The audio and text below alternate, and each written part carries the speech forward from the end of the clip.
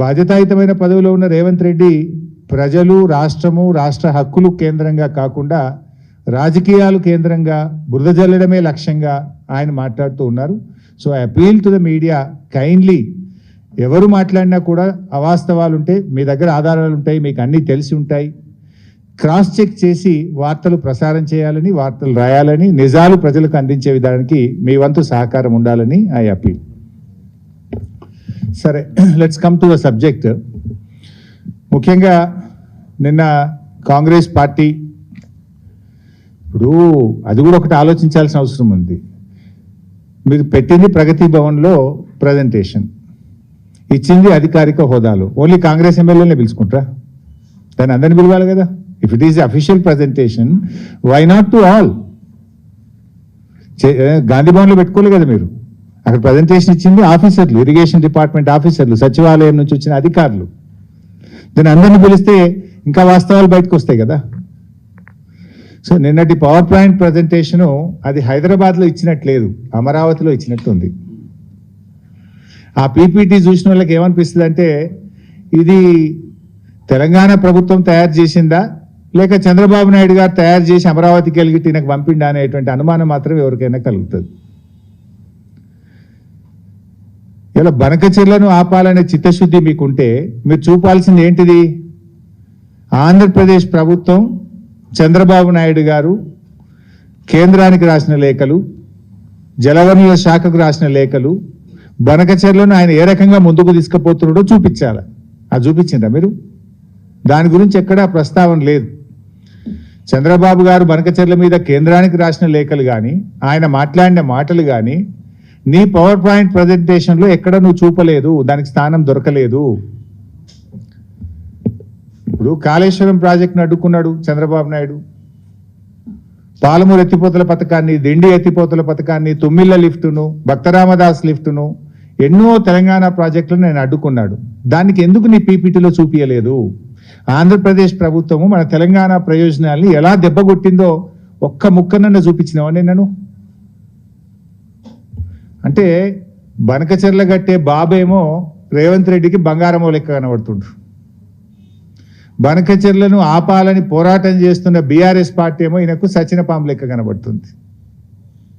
మరి సచినపామే అయితే ఎందుకు కళలు కూడా బీఆర్ఎస్ పార్టీని కలవరిస్తున్నావు? అసలు నువ్వు ఉపన్యాసం ఇస్తే కేసీఆర్ పేరెత్తకుండా, బీఆర్ఎస్ గురించి మాట్లాడకుండా ఏనాడన్నా ఒక ఉపన్యాసం మాట్లాడతావా నువ్వు? అసలు నీకు నిద్రలో లేపితే కూడా బీఆర్ఎస్ యాదికి వస్తుంది, గులాబీ జెండానే కనబడుతుంది నీకు.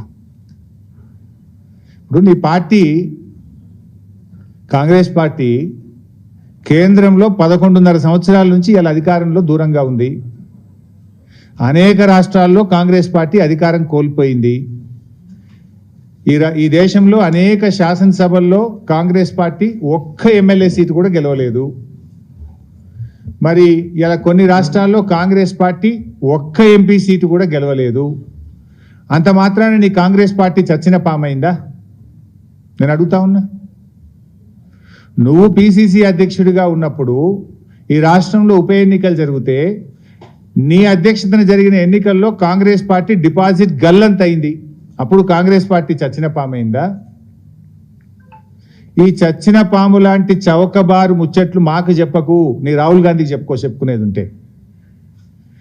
ఈ అతి తెలివితేటలు అవసరం లేదు మిస్టర్ రేవంత్ రెడ్డి గారు. నువ్వు మొన్న ముఖ్యమంత్రి అయిన తర్వాత నీ సొంత జిల్లాలో కూడా బీఆర్ఎస్ పార్టీ ఎమ్మెల్సీ గెలిచింది, గెలవలేదా మొన్న? అహంకారంతో మాట్లాడితే ప్రజలు నిన్ను అత్త పాతాల లోకాన్ని దొక్కుతారు బిడ్డ, జాగ్రత్త అని హెచ్చరిస్తా ఉన్నా నేను. నీకు బేసిన్ల గురించి మినిమం అవగాహన లేదు. దేవాదులు ఏ బేసిన్లో ఉందంటావు, బంకచెర్ల యాడు ఉందంటావు. బాసన్ల గురించి తెలిసినంత ఈజీ కాదు బేసిన్ల గురించి తెలుసుకోవడం. కనీస అవగాహన లేకుండా మాట్లాడి ఈ రాష్ట్రం పరువు తీస్తా ఉన్నావు నువ్వు. ఇవాళ ఏదో సామెత ఉంటే చూడు, భయం లేని కోడట బజార్లో గుడ్డు పెట్టిందట. నీ తీరు కూడా గట్లే ఉంది. ఈయనట కేసీఆర్ను ప్రశ్నిస్తారట. బంకచెర్ల మీద ఈ బొంకుడు రాజకీయాలు బంద్ పెట్టు. రేవంత్ రెడ్డి గారు, నాడు బాబు కోసం బ్యాగులు మోసి బ్యాగ్ మ్యాన్గా పేరు తెచ్చుకున్నావు. నేడు అదే బాబు కోసం, బంకచెర్ల కోసం బొంకు మ్యాన్గా మారిపోయినావు. నువ్వు బొంకుతా ఉన్నావు, అన్నీ నిజాలు మాట్లాడతలేవు. నువ్వే చెప్పినావు. అయినా ఏం చెప్పినావు నువ్వు? నా స్కూల్ బీజేపీ, నా కాలేజ్ తెలుగుదేశం, నేను ఉద్యోగం చేస్తున్నది కాంగ్రెస్ పార్టీలో అని నువ్వే చాలాసార్లు చెప్పినావు మిస్టర్ రేవంత్ రెడ్డి. ఇలా నువ్వు టెక్నికల్గా కాంగ్రెస్ ముఖ్యమంత్రివి, కానీ నీ హృదయం అంతా కూడా ఇంకా అక్కడనే ఉన్నదని ఇలా అర్థమవుతా ఉంది రాష్ట్ర ప్రజలకు. ఎందుకంటే నీ స్కూలింగు, కాలేజీ జ్ఞాపకాలు నేను ఇడిచిపెడతలేవు. ఇంకా నీ మనసంతా అక్కడనే కొట్టుకుంటున్నది. ఎందుకంటే నీ ఆచరణలోనే కనబడుతుంది. నేను చెప్పాల్సిన అవసరం లేదు. పోయినసారి కృష్ణా జలాల్లో 65 టీఎంసీలు ఆంధ్రాకు ఎక్కువ ఇచ్చినటువంటి తీరు కానీ, ఇలా గోదావరి బనకచెర్లకు నువ్వు తలుపులు తెలిసిన తీరు కానీ ఏమర్థమవుతుంది? నీ స్కూల్ ఏజ్లో, కాలేజ్ ఏజ్లో ఉన్న ఆ చంద్రబాబు నాయుడు గారితోనో తెలుగుదేశం పార్టీతో ఉన్న నీ అనుబంధాలు ఇంకా నువ్వు మర్చిపోలేకపోతున్నావు. ఇవాళ స్పష్టంగా నేను ఆధారాలతో సహా చెప్పదలుచుకున్నా. ఇప్పుడు చంద్రబాబు నాయుడు గారిని ఈయన ప్రజాభవన్కు పిలిచిండి ఈ మధ్యలో, పోయిన సంవత్సరం, మీ అందరికి తెలుసు. జూలై 6, 2024 జూలై 6, 2024 నాడు 2 రాష్ట్రాల మధ్య సమస్యలు పరిష్కరించుకుందామని ప్రజాభవన్కు చంద్రబాబు నాయుడు గారిని ఆహ్వానించాడు.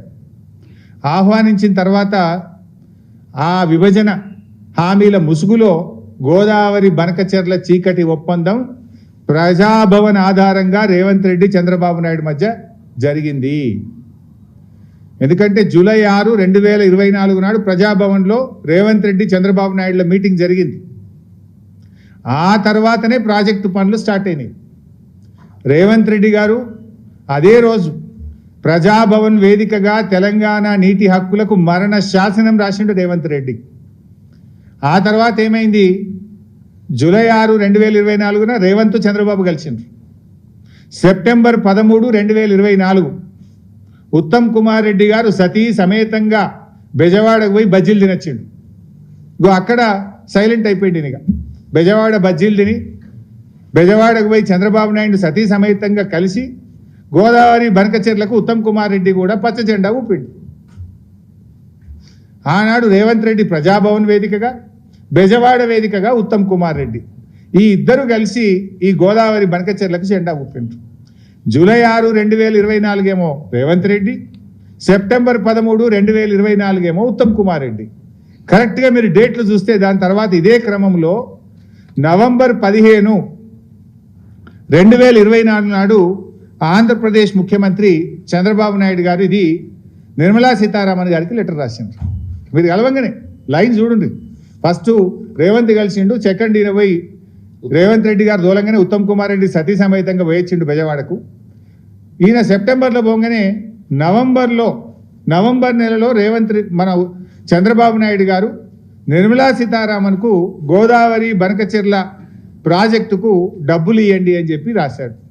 దీని తర్వాత మళ్ళీ డిసెంబర్ నెలలో 80,000 కోట్లు ఇవ్వండి మాకు అని చంద్రబాబు నాయుడు గారు డిసెంబర్లో నిర్మలా సీతారామన్ గారికి ఉత్తరం రాసిండ్రు.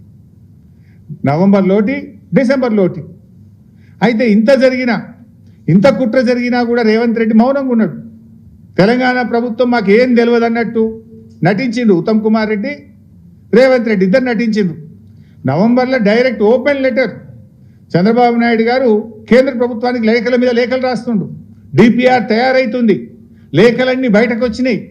నవంబర్లో ఒక లెటర్ రాసిండు, డిసెంబర్లో ఒక లెటర్ రాసిండు, పోయి కేంద్ర జలవనరుల మంత్రిని కలిసిండు, పీపీటీ ప్రజెంటేషన్ అవుతుంది, డిపిఆర్ తయారైతుంది. కానీ ఇంత జరుగుతున్నా ఈయన గారు మౌనం వహిస్తాడు, నాకేం తెలియదు అన్నట్టున్నాడు. ఆనాడు బీఆర్ఎస్ పార్టీ అసలు దీన్ని బయటకు తెచ్చింది, పోరాడింది బీఆర్ఎస్ పార్టీ. ఆ రోజు జనవరి 24వ తేదీ నాడు ఇదే తెలంగాణ భవన్లో నేను ప్రెస్ మీట్ పెట్టి ఈ విషయాన్ని బయటకు తెచ్చి లేఖలు బయట పెట్టినా. చంద్రబాబు గారు లెటర్లు రాస్తుండ్రు, ఒక దిక్కు వాళ్ళకు పర్మిషన్లు వస్తున్నాయి, డబ్బులు వస్తున్నాయి, ఏం నిద్రపోతుండ్రా, గడ్డి బీక్తుండ్రా అని జనవరి 24, 2025 నాడు నేను ప్రెస్ మీట్ పెట్టి ఈ భవన్ నుంచి విషయాలు బయట పెట్టినా.